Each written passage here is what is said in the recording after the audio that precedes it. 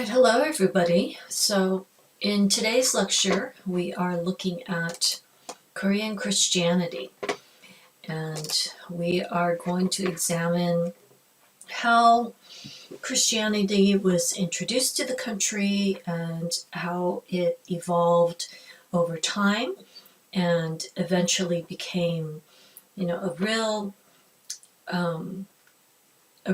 essential part of the culture and has become thoroughly Koreanized in a way. So if we look at when the first Protestant missionaries came, we're starting with Protestant Christianity.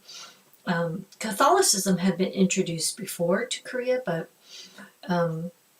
it's really and I'm not discriminating against the Catholics in any way, but for the purposes of this particular lecture, we're going to look at the Protestants and their activities in Korea. So in 1882, the United States and the Joseon Dynasty signed their first treaty. And as a result, the first American minister arrived in Korea in 1883, along with American missionaries. And these missionaries included, the first one was Dr. Horace Allen, who arrived in September of 1884. A few months later was the Kapshin coup, a very violent coup d'etat that targeted high officials in the court as well as members of the royal family. And so he actually nursed to health a prince, a relative of the Queen's family. And because he was able to apply his medical skills and to save the life of the prince, he won the favor of the court and actually became the court physician. He was followed by the Underwoods, the Appenzellers, and the Scrantons. So these were all the first missionaries who arrived in Korea. And when they did come to Korea, because at the time there was quite a bit of political upheaval, and there were other countries that were vying for influence in Korea, the American Mission Board told their missionaries to take a very cautious policy. They said this is not a favorable climate for Christianity, so there's no open evangelization whatsoever. So as a result of this, when the missionaries first arrived, their goal was to try to rehabilitate the impression that Koreans had of Westerners, because Koreans saw Westerners as barbarians, essentially. They saw them as very aggressive and hostile and sometimes violent and lawless and immoral. And so the missionaries, aware of this, they wanted to try to rehabilitate this negative impression that Koreans had of Westerners, as well as to start evangelizing, or at least bearing witness to Christianity through their Christian behavior and their works. So one of the ways that they did this was through medicine. So in 1885, Dr. Horace Allen, he opened a hospital called the House of Extended Grace, or the Kwanghaewon. And because he was the court physician, the king, Kojong, he was willing to finance this in the beginning.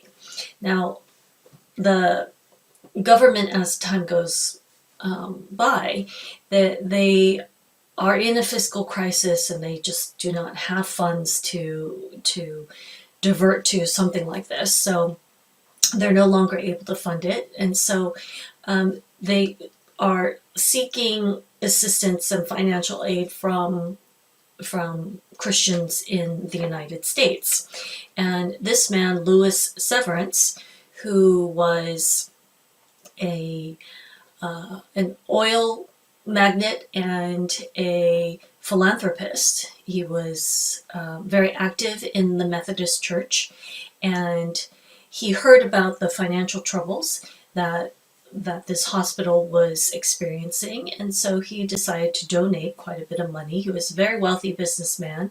In fact, he was one of the founders of Standard Oil, and so as a result of this, we had a new hospital, with modern facilities, that was established, and this was Severance Hospital, associated with what is now Yonsei University, and we now know Yonsei's Severance Hospital is the oldest hospital in Korea and is really quite renowned for its medical technology. But Louis Severance, this hospital bears his name, and so we have actually quite a few medical doctors who are also missionaries coming to Korea, and they are treating Korean people with their Western medicine. So I ask you, what do you think is the purpose of Western medicine, and how does this help the Christian cause? Well, for many of these missionaries, they felt that this was an indirect form of evangelism. So when Koreans saw that these missionaries were using Western medicine to help them and to cure them, they would understand that Western medicine is based on Western science and technology, and they would make the association with Western science, Western civilization, and Christianity, because Western civilization is based on Christianity and Christian values. So by making this association, they had hoped that Koreans would be more open to learning about the Bible and about Christian beliefs. And so this becomes kind of like a cure-all. So Western medicine is not only saving lives, but saving souls. And we see that there was also a women's medical mission because it was inappropriate for women to and men to mingle with each other, especially those of the higher classes.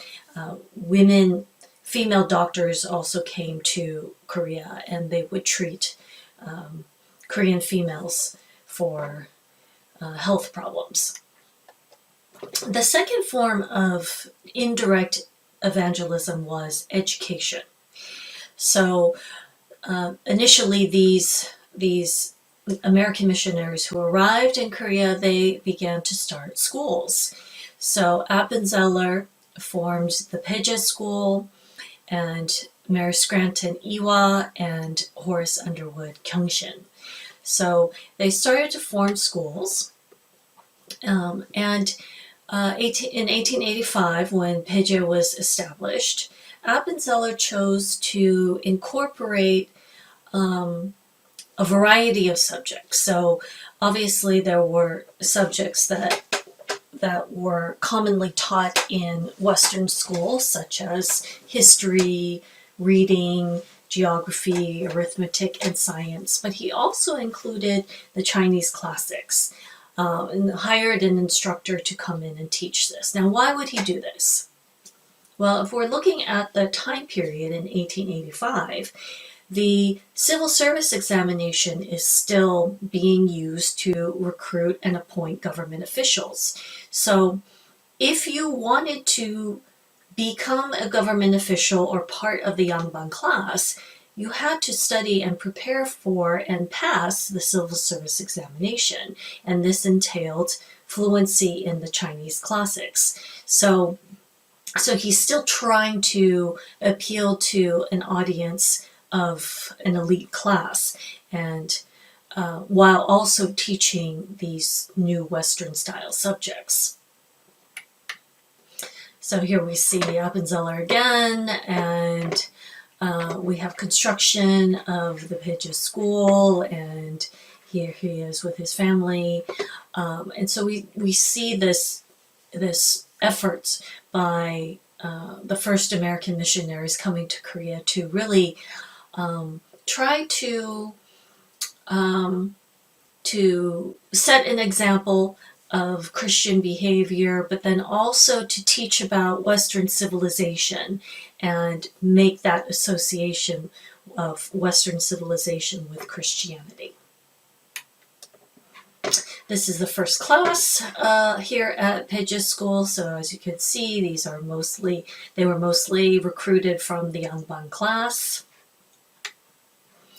The other school was Kyongshin School, and this was established by Horace Underwood. The Underwoods would go on to gain quite a bit of repute here in Korea, and this is because the Kyongshin School would later go on to become Yonsei University, and it was also because of its association with Severance Hospital.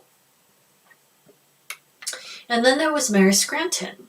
So Mary Scranton arrived in Korea, saw that there was no education for females whatsoever, so she decided to open a school for girls. So she opens this school, Iwa, in 1886, the very first school for girls ever. And you would think that, knowing Korea today, that the students would be lined up outside and knocking down the door to get in. But in fact, Mary Scranton experienced quite a bit of difficulty with recruiting students because, especially among the Yangban class, because it was inappropriate for Yangban daughters to receive an education and to also go outside. So she had to start off with orphans and very, very destitute, poor children who basically needed a place to eat and sleep.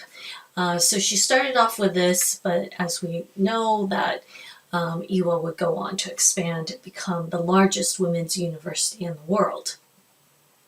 So this early modern education, we see a combination of traditional and Western learning in the curriculum, and this is an attempt to really try to appeal to Korean students, because if it's too Western and it's too focused on only Western style learning, not only is this too dramatic of a change for the Koreans, but it's also just not practical, because what are Korean students going to do with this kind of an education?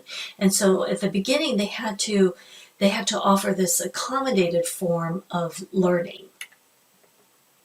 And in addition to this, what we see is that because the missionaries, when they first arrive in Korea and they understand the very unstable political situation, they take a very slow and cautious approach to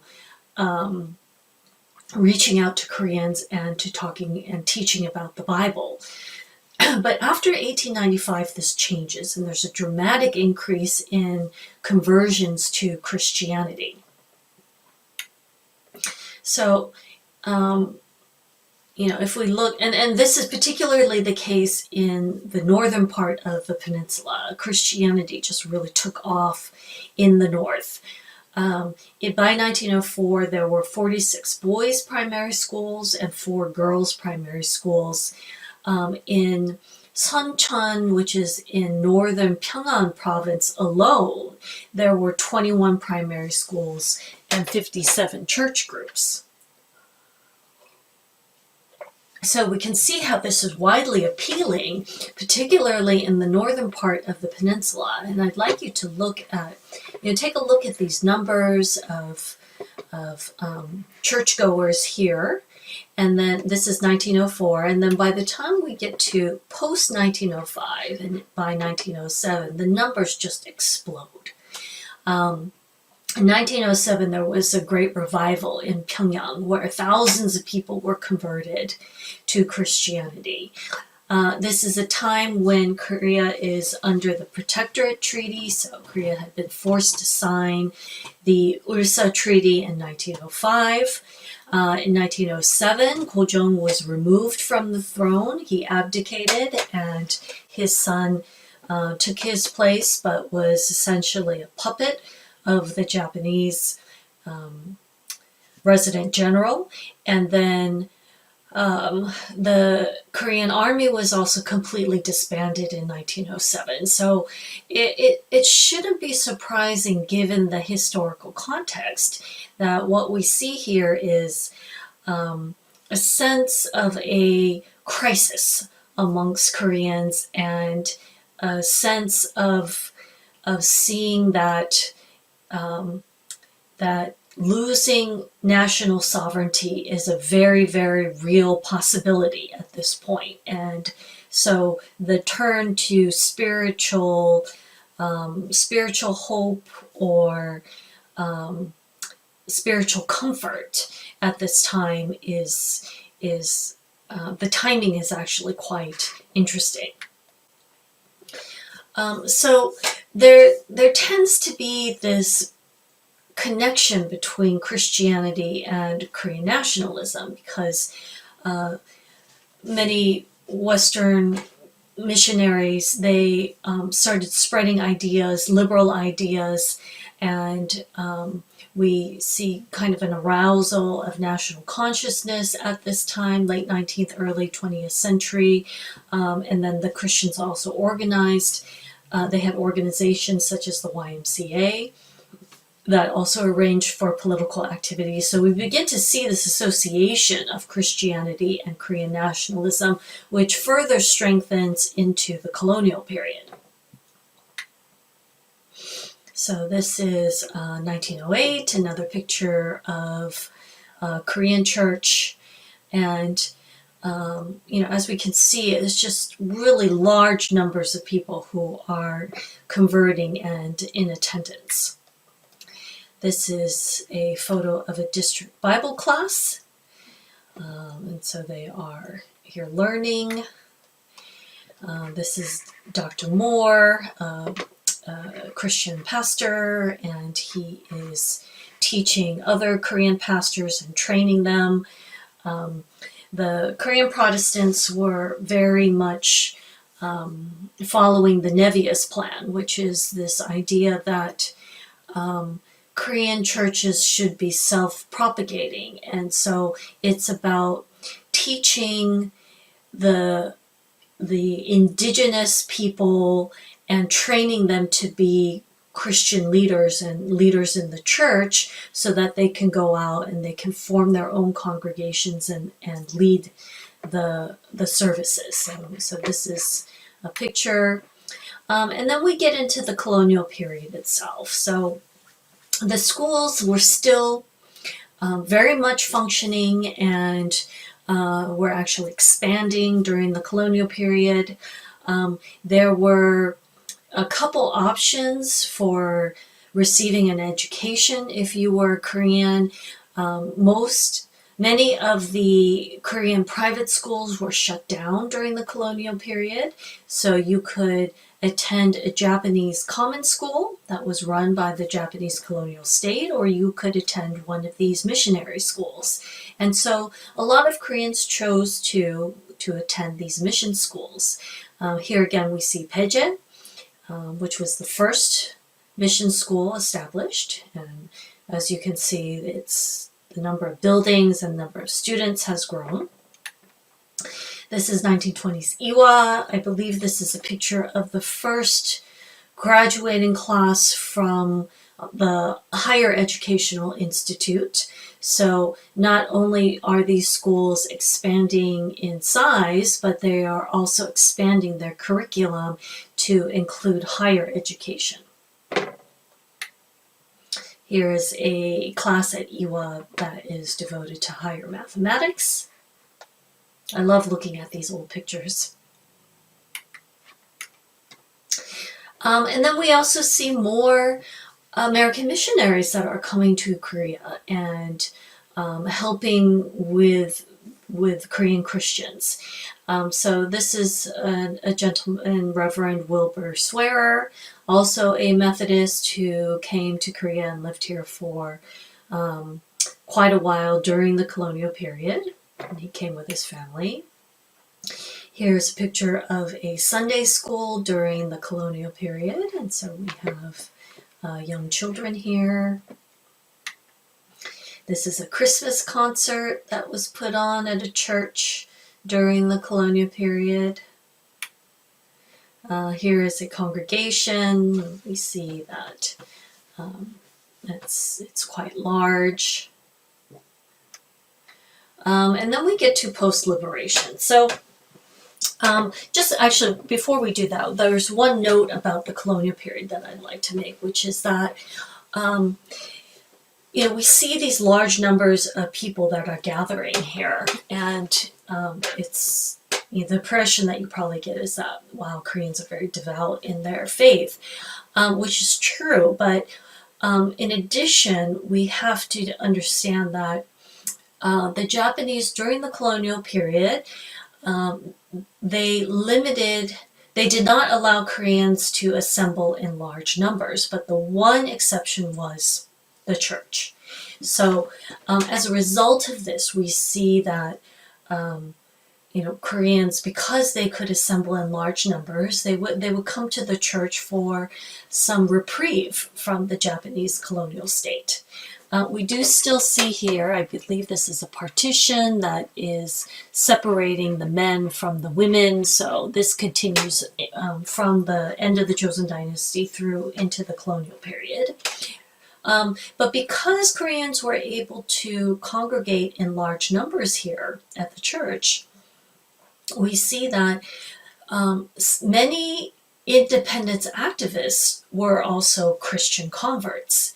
So they would gather together at the church, and they would plan various independence activities, and they could do this under the protection of the church because this was the one place where they could gather without being in danger of surveillance or arrest or suspicion by the Japanese colonial state. So again, we see this reinforcement and connection of Korean nationalism with Christianity. So we get to post-liberation, and as we know, the United States comes into the southern part of the peninsula, and because many American soldiers are Christian themselves, they have their own chapels and their own churches, and Koreans would sometimes attend with them. And then when we get to after the war, so there are many children that were orphaned or lost and could not find their parents. And so there were several Christians who would take in these children. Some of them set up orphanages, and some of them set up adoption agencies and would take them back to the United States, often to become adopted. And so Holt International is the first that would do this, and this was a Christian organization that was responsible for the adoption of many, many Korean children to the United States. In the 1960s, we see a further development and expansion of Korean churches. This is kind of a makeshift one, but Korea's very poor at the time, and so whatever they could just muster together and collect, then they would put together these kind of tent-like churches. In the 1970s, we see that this expands even further, and even further still into the 1980s and into the 1990s. And when we get into these more modern periods, we see the establishment of local churches. So now it's not just the First Presbyterian Church or the First Baptist Church or the First Methodist Church, but these are now churches that are established by Koreans themselves. And they don't necessarily have an association with an American church back in the United States. And so we see this proliferation of Korean churches, and with increasing wealth as well and the development of the economy, Koreans have more to donate to the churches, and we see also the development of what is called these mega churches. Reverend Sun Young Moon's Unification Church, which is really quite famous or infamous, and there's the Yoido Full Gospel Church, which is these Korean mega churches are some of the largest churches in the world, surpassing even American mega churches.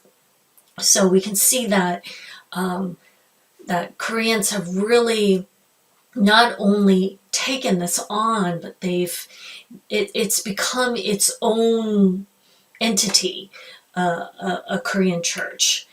And so why is this the case? And what does Korean Christianity look like? Well, as we have discussed throughout the semester, we see that culture is constantly changing and adapting to the local context, and what we see is how Christianity becomes Koreanized.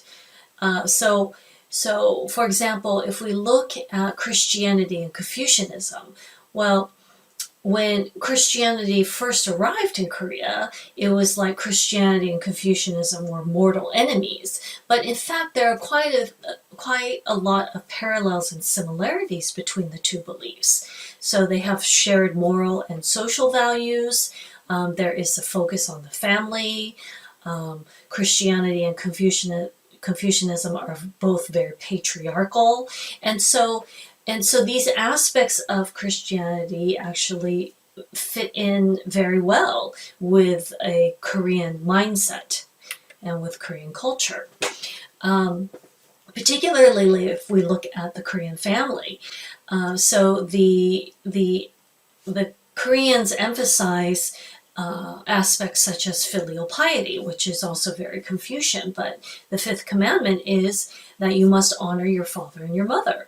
And we see all throughout the Bible scriptures that exhort you to obey your parents, and that this is what is proper Christian behavior.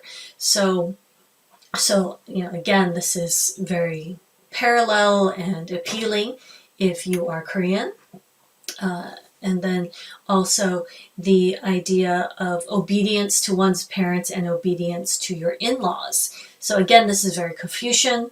The idea that once a woman marries, then she's a part of her husband's family, and her responsibility is to take care of her husband's parents, her in-laws.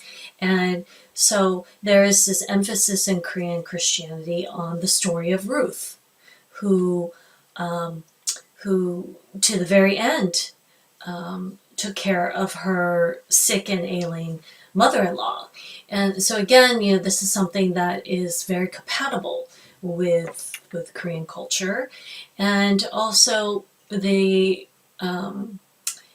patriarchal notion of wives being submissive to their husbands. Again, we see several scriptures that emphasize this, and this fits in very nicely with the Korean social structure.